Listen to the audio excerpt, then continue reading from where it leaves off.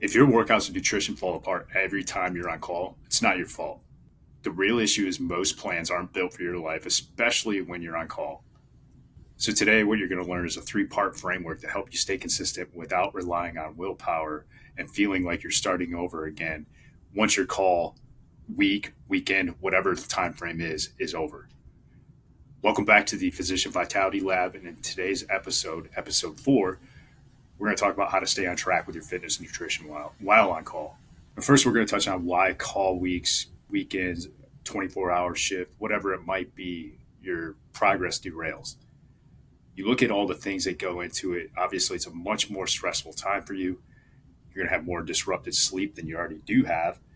You end up missing meals, and it's just very, very unpredictable. Your body feels like crap, tired, you're exhausted, even more exhausted than normal. And the problem with like your fitness and nutrition plans, from talking to physicians and the physicians that I work with, and especially like the surgeons that I work with, is these plans don't flex with your schedule. They don't make it so either you don't have a coach and you're trying to follow your own plan, or your coach is not coaching you in a manner that works with your schedule and the demands of it. And then the typical cycle happens of, I'll get back on track on Monday, and we do this start-stop loop that just continues over time, and you're continuously feeling like you're starting all over, or you're just not making progress. So the big goal here is, while you're on call, it's not about perfection. It's about sustaining your consistency and continuing that momentum that you built up until you get to that point in time. The first part we're going to look at is your fitness. Okay. So a combination of things of what to do and what not to do. And the things that you don't want to do, and this in a couple minutes, I'm going to kind of contradict myself, but there's going to be some context to it based on like what I'm about to say. It's going to be, it's going to sound a bit hypocritical here in a couple minutes, but what you want to avoid is super intense training, no metcons. You're not trying to like set any PRs. There's just too much going on right now for you to put that kind of emphasis on the intensity and the focus required, and the output required to be able to do something like that. So what do you do instead? You do a modified version of your current program. Okay, so that could mean we're dropping volumes down. So meaning like the combination of the number of sets, reps, and lows that we do, they're decreasing a little bit more than what you would normally do. Okay, and that can be pre-programmed into the program. So we call that a deload week, or depending on the time frame of which you're on call, maybe it's just for a day, maybe it's just for the weekend, whatever it might be. You can also shift the schedule of your workouts so that if normally you're working out on a Friday and a Sunday, maybe you're bumping those lifts, those exercises, those workouts into the middle of the week instead, and then just having that time to focus on your recovery while you're on call. The second thing you can focus on that's going to help you with managing stress and not putting additional wear and tear on your body is implement some zone 2 cardio. Ideally, you're able to get at least 20 minutes of this in consecutively, where you have your heart rate up in that range where you're falling into the zone 2. If you don't have a heart rate monitor, just take it as like if you were carrying a conversation, you're able to carry that conversation, but it feels difficult to maintain that conversation. You don't want to be out of breath to where you can't talk. But the zone 2 is going to be excellent for your cardiovascular fitness and being able to manage the stress of the day-to-day when you're on call. Another thing that can be done, especially if you're a surgeon, is having these little mini mobility circuits and core circuits that you can do that take 5 to 10 minutes to help mitigate the wear and tear you're putting on your body when you're operating. It's not to say that if you're a non-surgeon that you're not going to experience that, but especially surgeons, you're going to want to be making sure that you're having something like that. Honestly, not even just on call. That should probably be a part of your regular routine. And now here's where it might sound a little bit hypocritical of me. But the other thing that you can do is auto-regulate. And so what that means is you push yourself appropriately based on how you feel. So whatever is written on paper for the day for you to do on your program, you may do it just as it's written and push yourself at a normal intensity as if you weren't even on call. That comes with time and experience and understanding your body and what you're actually capable of And if you tend to be somebody that's just going to push hard no matter what, I would encourage you probably not implement the auto regulation part. But honestly, most of the surgeons, most of the physicians I'm working with, like that's how we take the approach when it gets to their call week, because I'm able to actually have that interaction with them and see how they're feeling and then make the necessary adjustments if we need to make those adjustments. So the main thing here is just think of movement as medicine. It's not a performance test. Like you're not trying to set any PRs. You're not going to impress anybody. Just go back to that concept of trying to maintain your momentum so that you can move into the next week and not feel like you're starting over again. The next part, when we look at nutrition, the strategies we use here aren't really all that different than normal. It's just something that you want to be reminded of. So we're still preparing with pre-made protein-rich options. So that means either if you got the time, you got the resources in the form of your spouse being able to help out with it, or if you have a nanny that helps out with cooking, whatever it might be, they're helping with meal prep. You're getting meal prep done, or you're doing a meal delivery service. The second thing is having quick, accessible, protein-rich options. So we're looking at bars, jerky and fruit, smoothies, shakes. These are something that are quick, that don't take a lot of time to prep. I mean, obviously a bar, you're just grabbing it. Jerky, you're just grabbing it. Fruit, you're just grabbing it. It's something that doesn't take a long time to consume, because the reality is you don't have a lot of time. And then the final thing is having a fallback plan for options around the hospital, right? So an example, one of my surgeons I work with, he's in a major city, sat down a few Saturdays back, about to have dinner with his family, gets called in. 6 hours later, he gets out of the hospital. He's tired, he's exhausted, starving, and he just wants to go home, take a shower, go to sleep. So there's a Chick-fil-A nearby. So what he does is he goes to the Chick-fil-A. He knows the strategy. We've talked about this.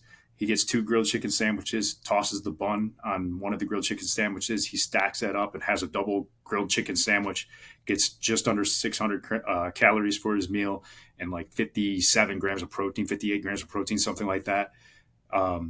He was satiated, got his protein in, and got home, took a shower, went to bed. Didn't have to worry about stressing out of, am I going to make something, or even worse, grabbing something from the cupboards that, as a snack for his kids, that's easy to binge on. And, before you know it, you've eaten half a bag of chips or whatever it might be.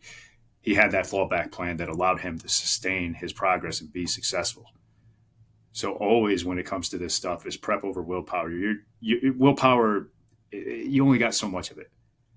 And the reality is what you do for a living, you're expending, that requires conscious energy. And you're expending a lot of that with your care for your patients. If you're in the OR, like when you operate, all that energy is going into being the best that you possibly can for your patients, and then for your family when you're present with them.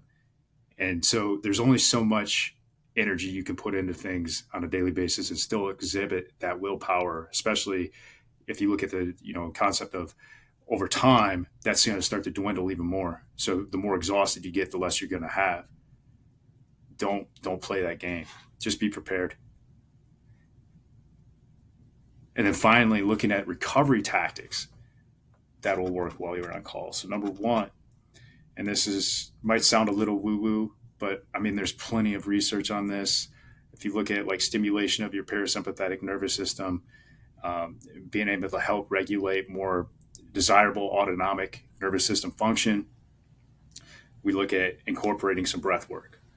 And again, in the midst of the chaos, this can seem like a lot because it's going to require you to be conscious of it and then go actually follow through and implement it and be in a place where you can implement it. But 2 to 3 minutes of box breathing. So you're inhaling for 4 seconds, you hold that breath for 4 seconds, you exhale out your mouth for 4 seconds, you hold that breath, or you hold it for 4 seconds before you start the inhalation again. Okay.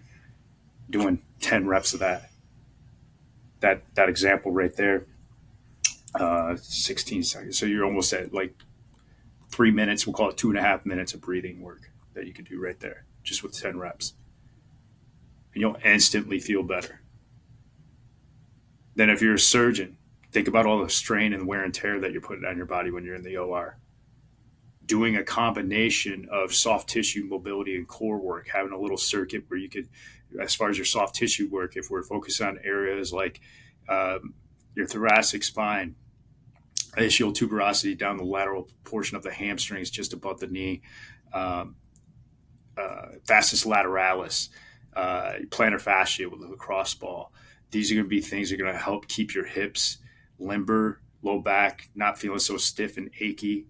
Uh, that's going to be something that you want to implement.